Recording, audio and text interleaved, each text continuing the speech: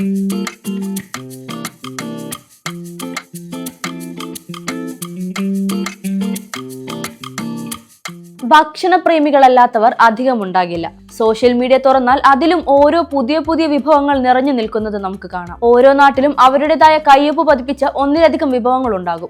ഏതൊരു ഭക്ഷണപ്രേമികൾക്കും ലോകത്തിന്റെ എല്ലാ ഭാഗത്തു നിന്നുള്ള വ്യത്യസ്ത വിഭവങ്ങൾ രുചിച്ചു നോക്കാൻ ആഗ്രഹമുണ്ടാകും. ഇങ്ങനെ ഓരോ ഭക്ഷണവും ആസ്വദിച്ചു കഴിക്കുമ്പോൾ വയറ് മാത്രമല്ല മനസ്സും നിറയും. ഭക്ഷണത്തിന്റെ കാര്യത്തിൽ സാഹസികമായ പരീക്ഷണങ്ങൾ നടത്താൻ ഇഷ്ടപ്പെടുന്നവരും നമുക്ക് ചുറ്റുമുണ്ട്. അങ്ങനെയുള്ളവർക്ക് പറ്റിയൊരു സ്ഥലമാണ് മധ്യ അമേരിക്കയിലെ ഗോട്ടിമാല.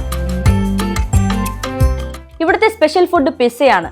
പക്കായ പിസ്സ എന്നാണ് ഇതിന്റെ പേര്. ഷെഫ് മരിയോ ഡേവിഡ് ഗാർസിയ മാൻസിലയാണ് കുറച്ചു കാലങ്ങളായി ഈ പിസ്സ ഇവിടെ വിളമ്പുന്നത്. പക്കായ എന്നത് 2010 പൊട്ടിത്തെറിച്ച ഒരു അഗ്നിപർവ്വതമാണ്. ഈ അഗ്നിപർവ്വത സ്ഫോടനം നടന്നപ്പോൾ സമീപവാസികൾ ദൂരേക്ക് മാറിപ്പോയി. എന്നാൽ ഗാർസിയ മാൻസില പർവ്വതത്തിന്റെ അടുത്തേക്ക് നീങ്ങി താമസമാക്കി. അവിടെ ഗൈഡുകൾ വിനോദസഞ്ചാരികളെ ആകർഷിക്കുന്നതിനായി എപ്പോഴും കടുപ്പവും ചൂടുമുള്ള ലാവകൾ ഉപയോഗിച്ച് മാർഷ്മെലോകൾ വറുക്കുന്നത് അദ്ദേഹത്തിന്റെ ശ്രദ്ധയിൽപ്പെട്ടു. അതിൽ നിന്നും ഇൻസ്പയർഡ് ആയാണ് അദ്ദേഹം ലാവ ഉപയോഗിച്ച് പിസ്സ നിർമ്മിക്കുവാൻ തീരുമാനിച്ചത്.